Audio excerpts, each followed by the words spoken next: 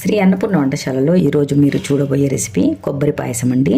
కొబ్బరి ఎక్కడన్నా గుళ్ళకి వెళ్ళినప్పుడు కానీ ఇంట్లో ఏదన్నా మనం కొబ్బరికాయ కొట్టుకున్నప్పుడు పచ్చడే కాకుండా ఇలా మనము స్వీట్ కూడా చేసుకోవచ్చు ఫ్రెండ్స్. అలాగని 2 కొబ్బరి ముక్కలు తీసుకున్నాను. కొబ్బరి ముక్కల్ని మనం నీట్గా ఈ పై పొరంతా మనము ఒలిచేసుకోవాలి. ముందుగా ఇది పక్కన పెట్టేసి పాలు వేడి పెట్టుకోవాలండి. ఒక గిన్నె తీసుకున్నాను. కొద్దిగా 1 స్పూన్ వరకు నీళ్లు వేసేసుకోవాలి, పాలు మాడకుండా ఉండటానికి. ఆ పైన మనం ఇంట్లో ఏ పాలు వచ్చినా పర్వాలేదండి, ఏ పాలైనా తీసుకోవచ్చు. ఇంట్లో రోజు వాడుకునే పాలు. నేను ఇక్కడ 1/2 లీటర్ పాలు తీసేసుకున్నాను. వీటిని చక్కగా మనము మరిగించేసుకోవాలి. 1/2 లీటర్ పాలు మొత్తం వేసేసానండి. మన ఇష్టం ఉంటే ఎక్కువ కూడా లీటర్ పాల మీతోటి కూడా చేసేసుకోవచ్చు. కానీ మనకి ఇక్కడ వాడుకునే కొబ్బరి కొంచెం ఎక్కువ ఉండాలి కాబట్టి నేను 1/2 లీటర్ పాలే తీసుకున్నాను, చిక్కగా అవడానికి. అంతేగాని ఒకవేళ లీటర్ పాలు ఉంటే కనుక ఇంకా కొబ్బరి చిప్ప అవసరం ఉంటుందండి. 1/2 లీటర్కి 2 కొబ్బరి చిప్పలకు సరిగ్గా సరిపోతుంది. స్టవ్ వెలిగించి పాలు పెట్టేసానండి. మధ్య మధ్యలో ఒక్కోసారి కలుపుతూ ఉండాలి. దీన్ని ఇలా సన్న సిమ్లోనే పెట్టి వదిలేసి మనము కొబ్బరి క్లీన్ చేసేసుకుందాము. 2 చిప్పల కొబ్బరి అంతా నేను క్లీన్ చేసేసానండి. కొత్త కొబ్బరి కాబట్టి తొందరగానే ఈజీగానే ఇక్కడ పై పొరంతా మనకు నీట్గా క్లీన్ అయిపోయింది. ముదిరింది అయితే కొంచెం ఇబ్బంది అవుతుంది, గట్టిగా ఉంటుంది కాబట్టి కొంచెం టైం పడుతుంది. లేతగా ఉండటం వల్ల కరెక్ట్గా నేను తీసేసాను. ఒకసారి మళ్ళీ నీళ్ళలో కడుక్కొని చక్కగా సన్నటి కొబ్బరి సన్నగా మనము వీటిని తరుక్కోవాలి.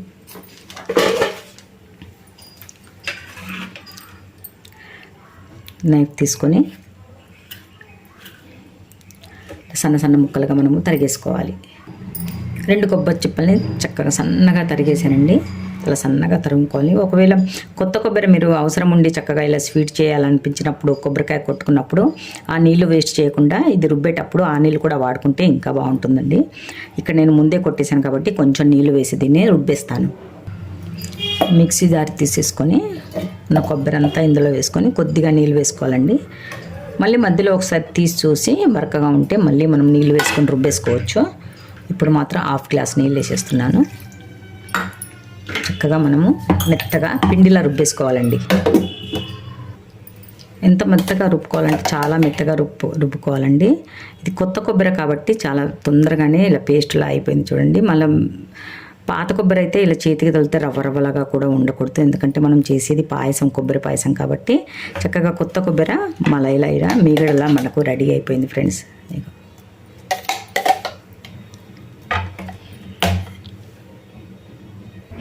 పాలు మరగడం స్టార్ట్ అయిపోయాయండి. ఇక్కడ 2 స్పూన్ల పంచదార వేసేసుకుందాం. మనము చూసుకొని వేసుకోవాలి. మీకు తీపి ఎక్కువ ఇష్టం ఉంటే ఇంకా కొంచెం వేసుకోగలరు.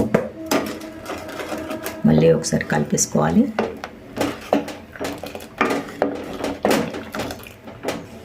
పంచదార కూడా కడిగిపోయింది. అయితే ఏదైతే మనం మిక్సీ పట్టేసుకున్నామో కొబ్బరి కొంచెం మనము చక్కగా ఇందులో వేసేసుకొని కలిపేసుకోవాలి.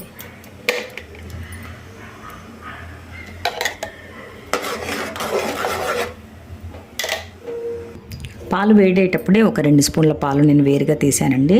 కాగిన పాలు. ఇందులో కస్టర్డ్ పౌడరు కొంచెము 1 స్పూన్ వరకు వేసుకుంటే సరిపోతుంది. కస్టర్డ్ పౌడర్ ఏ ఫ్లేవర్లో ఉన్నా సరిపోతుందండి. వెనిలా ఫ్లేవరు, పిస్తా, ఇది నా దగ్గర ఉంది మ్యాంగో ఫ్లేవర్ అండి. ఇది చక్కగా ఇందులో వేసేసి ఇంకా చిక్కదనం వచ్చేస్తుందండి. చల్లారిందంటే చాలా చక్కగా చిక్కబడుతుంది పాయసము. కాబట్టి 1 స్పూన్ వేసేసి నేను అందులో కలిపేస్తున్నాను. మిక్స్ చేసిన పౌడర్ని చక్కగా ఇందులో మనము వేసేసుకుందాము. ఒక 2 నిమిషాల తర్వాత దించేస్తే చక్కపడిపోతుందండి. ఇది కస్టర్డ్ పౌడర్ వేసి 2 నిమిషాలు అయిందండి. ఇది సమయంలో నేను స్టవ్ ఆఫ్ చేసేస్తున్నాను. చల్లారిన తర్వాత ఇంకా చక్కగా చిక్కబడుతుంది. కొద్దిగా డ్రై ఫ్రూట్స్ కట్ చేశానండి. ఇందులో కొద్దిగా 1 స్పూను 1/2 టీ స్పూన్ వరకు నెయ్యి వేసేసుకొని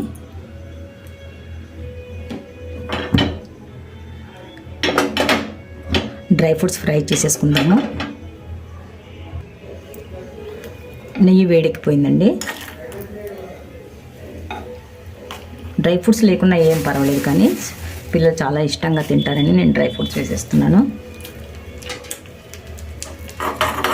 ఒకవేళ మీ దగ్గర కస్టర్డ్ లేనట్టయితే కొద్దిగా ఒక పక్కనే షాపులలో మనకు 10 రూపీస్కి మిల్క్ పౌడర్ ప్యాకెట్ వచ్చేస్తుందండి.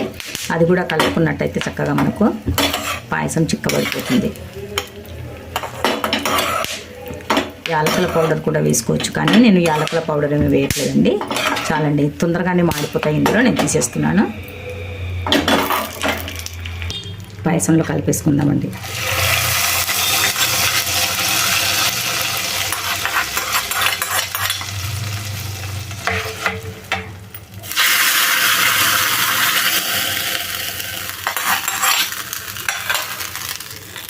పచ్చి కొబ్బరితో మంచి పాయసం రెడీ అయిపోయింది ఫ్రెండ్స్. చూసారు కదా ఎంత బాగా అయిందంటే. ఇప్పుడు ఎండాకాలం కాబట్టి మనము చల్లగా చేసుకొని కూడా తినొచ్చు. ఒకవేళ వర్షాకాలంలో చేసుకున్నట్టయితే చక్కగా వేడివేడిది కూడా ఇలాగే మనము సర్వ్ చేసేసుకోవచ్చండి.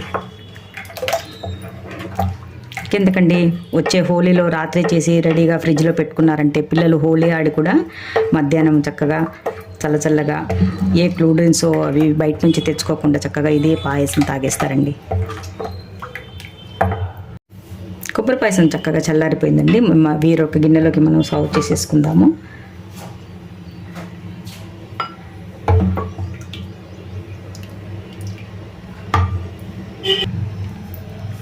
పైనుంచి కొద్దిగా పిస్తా వేసేసుకుందాము.